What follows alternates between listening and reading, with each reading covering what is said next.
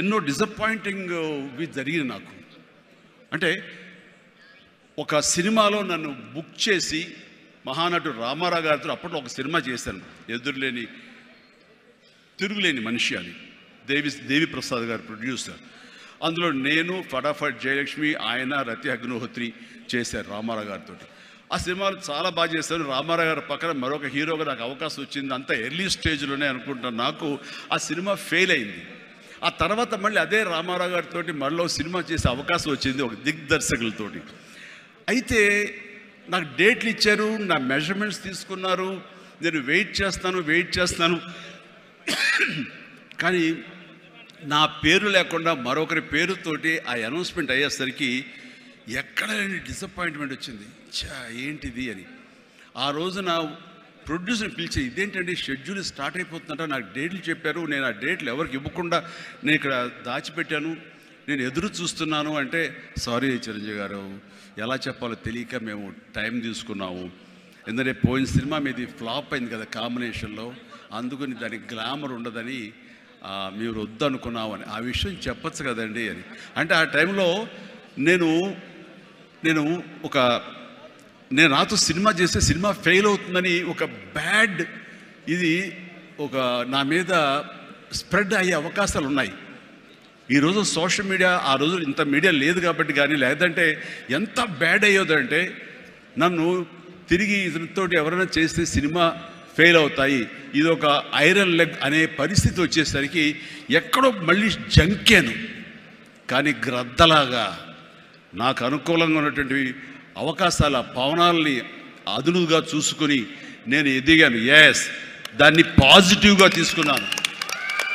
ఎవరైతే వద్దులే ఈ సినిమా చిరంజీవి వద్దులే అని నన్ను పక్కన పెట్టి అనుకున్నారో అలాంటి వ్యక్తితోటే నేను రామారావు గారి కంటే ఎక్కువ సినిమాలు ఆయన నాతో చేసేలాగా చేసుకున్నాను. అత్యధిక సినిమాలు రామారావు గారు చేస్తే ఆ మహానుభావుడు ఆ దర్శకుడి దగ్గర, అదే దర్శకులు వారు నన్ను భుజం పట్టి నన్ను పైకి తీసుకుని ఆయనకంటే 4 సినిమాలు ఎక్కువే చేశారు నాతోటి. అది పరిస్థితుల్ని మనకు అనుకూలంగా మలుచుకోవటం, మార్చుకోవటం, తద్వారా మనం ఇంకొంచెం పైకి వెళ్ళటం అనేది. ఆ రోజున డిసప్పాయింట్ అయిపోయి నీ కసి లేకుండా, లేదా ఆ కసిని నెగిటివిటీ పెట్టి మార్చుకుంటే కనుక అది నిన్ను తినేస్తుంది. నువ్వు ఇలాగే ఉండిపోతావు, అలాగే దిగజరిపోతావు, అలాగే కనుమరుగైపోతావు. అలా కాదు, మనం ఎదురు తిరగాలి, పరిస్థితులు మనం అనుకూలంగా మార్చుకోవాలి. అందునే గ్రద్ద ఫిలాసఫీ నాకు ఫిలాసఫీ. అండ్ ఎదిగాను, పైకి వెళ్తూ వచ్చాను. ఆయన దగ్గరే నా రికార్డులు ఉన్నాయి. అది నా ఫస్ట్ సినిమా ₹1 కోటి చూసిన సినిమా అదే. నా రెమ్యునరేషన్ కాదు సుమా, సినిమా బడ్జెట్ 75 లక్షలు వస్తే కనుక బ్రహ్మణ బడ్జెట్ ఎంత రెవెన్యూ అనుకునేవాళ్ళు. ఫస్ట్ ₹1 కోటి. నా తోటి హీరోలు కూడా ₹1 కోటి తెలుగు సినిమా అనే లెవెల్కి వెళ్ళింది. అక్కడి నుంచి కోటి అనేది మామూలు అయిపోయింది. ఒక్కొక్క ఏరియాలోనే ₹1 కోటి. ఆ తర్వాత నా రెమ్యునరేషన్ ₹1 కోటి పైబడి అలా అంచెంచుగా ఎదుగుతూ వచ్చాను. నేనేమన్నానంటే, మీ బలం మీ పాజిటివ్ థింకింగ్, మీ బలం మీ కన్విక్షన్, మీ బలం మీ ధ్యేయం నుంచి పక్కదారి పట్టకపోవటం. మీరు ఎవరైనా సరే మీ ఎయిమ్ ఏంటి అనే దాన్ని మీరు ఫిక్స్ చేసుకోండి. ఆ ఎయిమ్ని వెళ్ళటం కోసంగా దారులు వెతుక్కోండి. అవకాశాలు ఇలాగ అబండెంట్గా ఉంటాయి. వాటిల్లో మనకు కావలసిన అవకాశాలు, మన ధ్యేయానికి లక్ష్యానికి దగ్గరగా ఉండే అవకాశాలు మనకి పాపపై కనపడుతుంటాం. ఆ పాపపై కనపడే దాన్ని మనం గుర్తించగలగాలి, వాటిని ఎంబ్రేస్ చేసుకోగలగాలి, వాటిని మనకు అనుకూలంగా మనం మలుచుకోగలగాలి, అవి మనం బలంగా చేసుకోగలగాలి, వెళ్ళాలి. ఇనీషియల్గా వెళ్ళినప్పుడు డబ్బే సంపాదించుకోండి. డబ్బే కాదు ప్రధానం, నిలదొక్కుకోవడం ప్రధానం. మన ఎయిమ్ వైపు మనం వెళ్ళటం అన్నది అది ప్రధానం. వెళ్ళిన తర్వాత డబ్బు ఆటోమేటిక్గా వస్తుంది. అనుకున్నావా ఇంత వస్తుందని, ఆ తర్వాత డబ్బునే పెంచుతుంది. సో నేను అలాగే వెళ్తూ వచ్చాను. నిలదొక్కుకోవాలి, ఇక్కడ నెంబర్ 1 అనిపించుకోవాలి, నా స్థానం సుస్థిరం. ఇది లేకపోతే నేను బయట నయా పైసాకి పని చేయను. ప్రైమ్ టైం నా లైఫ్లో అయిపోయింది కాబట్టి ఇక్కడ ఏమైనా సరే అని ఆ రకంగా వెళ్ళాడు. ఎక్కడ ఈగోకి వెళ్ళకుండా, ఎక్కడ హర్ట్ అవ్వకుండా, వాళ్ళు నన్ను సినిమాలను తీసేసరే, నన్ను కాదన్నారే అనే కోపం కంటే కూడాను వాళ్ళని ప్రసన్నం చేసుకోవాలి.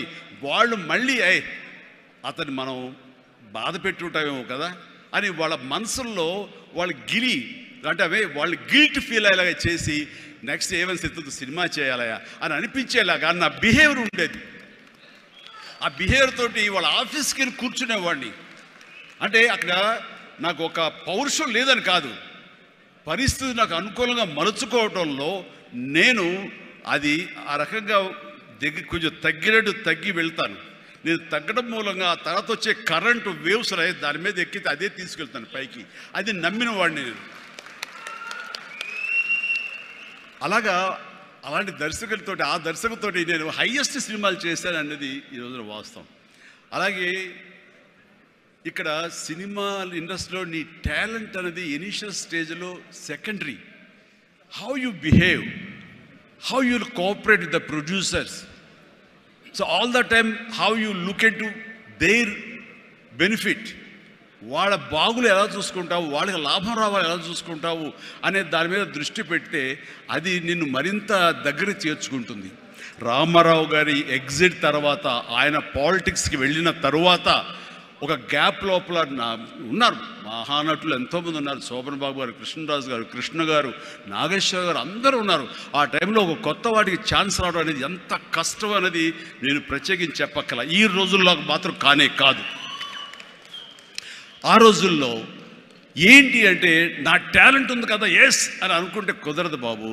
నీ బిహేవియర్ కూడా దానికి అడిషనల్గా యాడ్ అవ్వాలి. మనం కొంచెం ఏంటంట అని అన్నామనుకోండి, అబ్బో వీడితో ఎక్కడ పడుతున్నా బాబు, వద్దురే బాబు, ఆల్టర్నేటివ్ చూడండిరా అనేలాగా వాళ్ళ మైండ్ సెట్ ఉంటుంది.